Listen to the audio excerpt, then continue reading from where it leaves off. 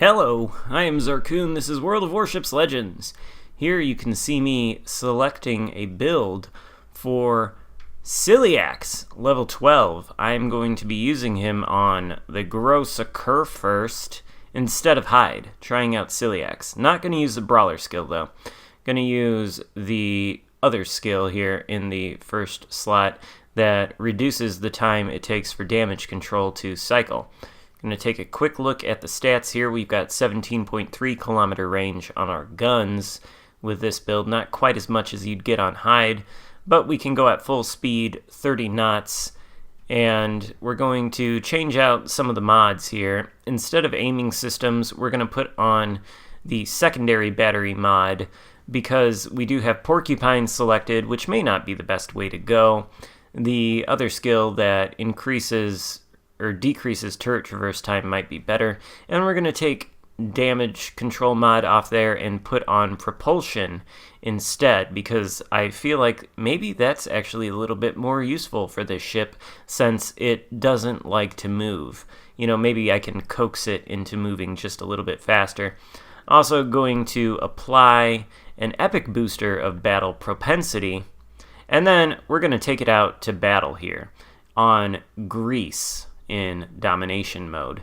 Doesn't look like we've got a full 9 versus 9. I think it's 8 versus 8. So we're missing a ship on either side. There are 3 destroyers on my team though, and 2 on the enemy team. So we do have a little bit of a distinct advantage there. Now, reason I didn't want to put Brawler on the Kurfürst here with Ciliax is because I don't think I want to cut down on the range of the main guns that drastically.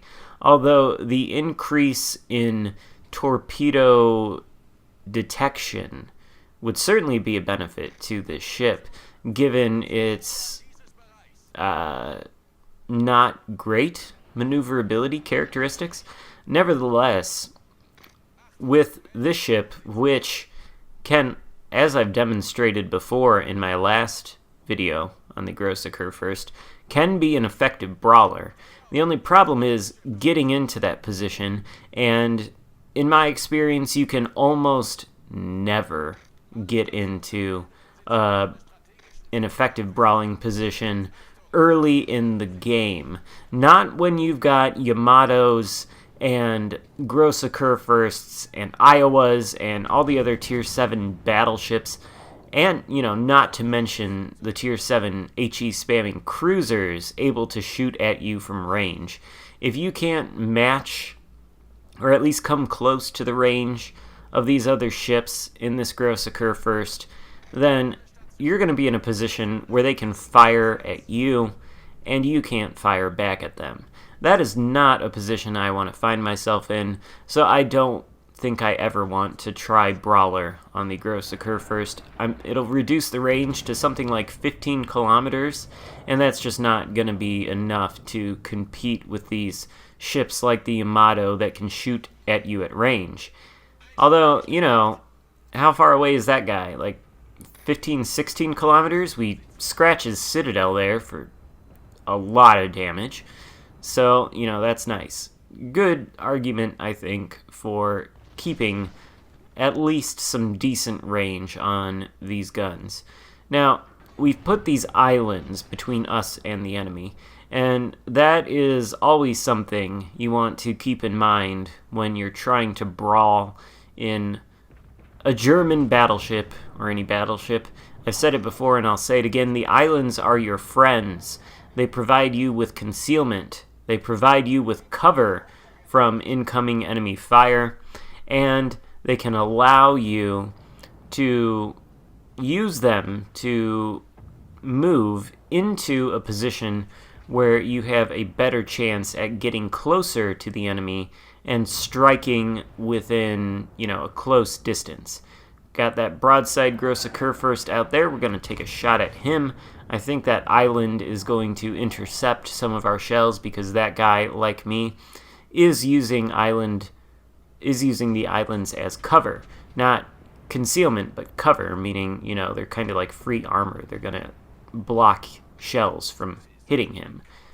That's the difference between cover and concealment. Concealment keeps you invisible. Cover makes it impossible for the armaments of other ships to hit you. I know that's a really simple distinction, but I'm going to make it anyway, just in case. Now we're going to take a shot at the Wichita there. You can see that the accuracy on these guns without any accuracy modifiers is not as fantastic as it can be if you're going to use hide and aiming systems mod, or I guess you could try to use hipper, but I don't think I would ever do that because of the lack of heals with the accuracy build. I think hide is the way to go if you're going to use an accuracy build, and if you're not, then I would highly, highly, highly recommend Ciliax instead of hipper.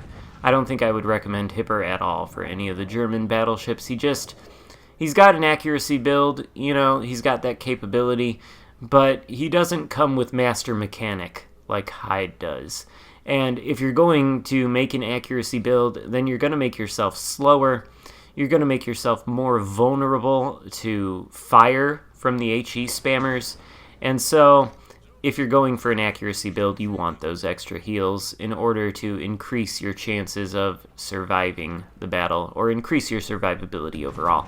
That is why I would recommend Ciliax much more than Hyde. Although here, I sit reversing from this Vladivostok. We dodged the torpedoes from, I think, the Kagero earlier by not sailing straight forward. We knew there was a destroyer there, so we didn't want to get torpedoed.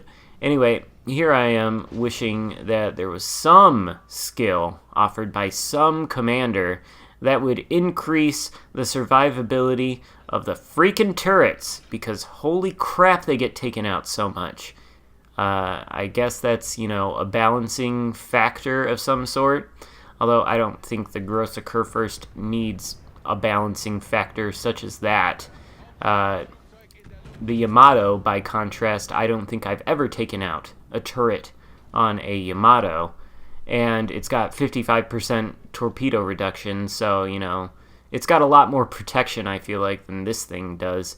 So it just annoys me how much the turrets get taken out on this Grosse Kurfürst. It's the one thing in this game that makes me really infuriated when enemy ships take out my turrets. Now, I suppose I could do the same thing to this Vladivostok, who also has incredibly squishy turrets, and, maybe I can get the salt pumping in him if I can hit his turrets, which apparently I can't. Anyway, I've reversed into a position where I can now come at these guys from a slightly different angle. My goal is to sail around the islands that are directly in front of my ship. I don't really want to get closer from the way I came, especially since there is that Kagero still sitting there. But take a look at this. We've got this enemy Iowa who is presenting almost flat broadside to me. And here you see the one argument I have for choosing the 420mm guns over the 406mm guns. Why? Because they have extra punching power. And of course, Ciliax's base trait increases the AP shell damage by a small percentage.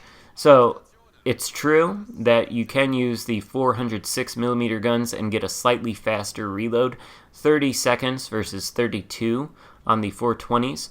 But using the 420s gives you more max damage for the AP shells and the HE shells if you ever want to fire those. So that's why I keep the 420s selected, because when they hit their mark, they're going to do more damage, or they have the potential to do more damage overall than the 406s. So again, we smack that Iowa's Citadel. He doesn't appear to know where we are because we are using the islands as concealment. Once again, the islands are your friend in a battleship. You should definitely try to incorporate using them into your game if you intend to get brawling in a German battleship. Because the meta, frankly, of this game is not super kind to a brawling battleship style of play despite the fact that they keep adding brawling battleships into the game, like the Grosse Kurfürst and now the Odin. We've got just a ton of long-range HE spammers and snipers that can hit you from really far distance. So keeping concealed whenever possible and keeping cover between yourself and the enemy is going to mitigate the damage that you take. You see we've lost like 2,000 hit points throughout the course of this game, and there's only 6 minutes left. We've sort of spent half of the game just patiently trying to get into a position where we could brawl, and now we finally see our opening. The only real issue here is the Kagero, who is still alive. He needs to be taken out. I see he is firing torpedoes in the direction of one of the friendlies there, and somebody is taking away his hit points, so that's a good sign. We know since he deployed a smoke screen that he does not have the reload booster equipped. There, 2 of my turrets get taken out by that Vladivostok, so I do have to exhaust the damage control party in order to repair those and have any kind of firepower, which is incredibly frustrating. Anyway, that Kagero may be in a position to try to torpedo us. We don't have sonar anymore, so we have launched a spotter plane. Only 16 seconds to go on that particular consumable, but we are now in a place where our secondaries are beginning to open up on the Vladivostok, and you can kind of see the power of a full secondary build on the Grosse Kurfürst at work here. You do have to be pretty close to the enemy ships to get them to fire, but, just take a look at how many hits they have landed by the end of this game, and we start a fire, and now we are pulling up to the side of this Vladivostok. We are able to get our guns on target, despite having no buffs to turret traverse. And then if we turn a little bit here, we can get the front guns on target too. And we just smacked that Vladivostok for nearly all of his hit points. And we haven't lost a catastrophic amount in return, although pretty much everybody is shooting at us now, including a Wichita who continues to light us on fire, and the Iowa, who now has access to nearly our flat broadside. So there he hits us for about 14k. Not good. Luckily, the Kagero misses us with torpedoes because of our crazy, drunken sort of maneuvering here. And our secondaries they're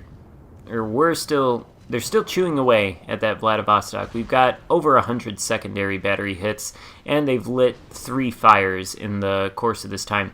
Now, the Vladivostok now has access to our broadside. He's shooting at us.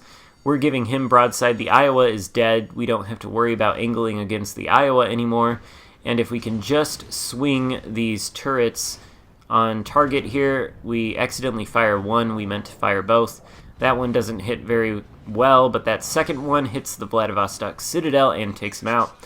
That just leaves an enemy Wichita, and we're at 206,000 damage. So we take a shot at that Wichita. We hit him for 6k, 212,000 damage, and unfortunately, we are on fire. If you were paying attention, I didn't point this out when it happened, but for some dumb reason, I decided to use the damage control on a fire that only had like 10 seconds left to burn, and that is what directly leads to my own death. So, mistake on my part there, but that Wichita is at half health, and he's got a battleship and a destroyer to contend with, and the battleship is a Yamato. So, no way this guy with the point situation and ship count is going to win this game. I don't know whether the Yamato or the destroyer is going to take him out, but we are going to win this match. 212,000 damage though, 5 citadels, 1 kill, 3 fires, 100 and 40 something secondary hits. Sorry, when I'm looking at these videos as I do this commentary, the ribbons are so small. A lot of secondary hits though, fantastic damage in the Grosse Kurfürst.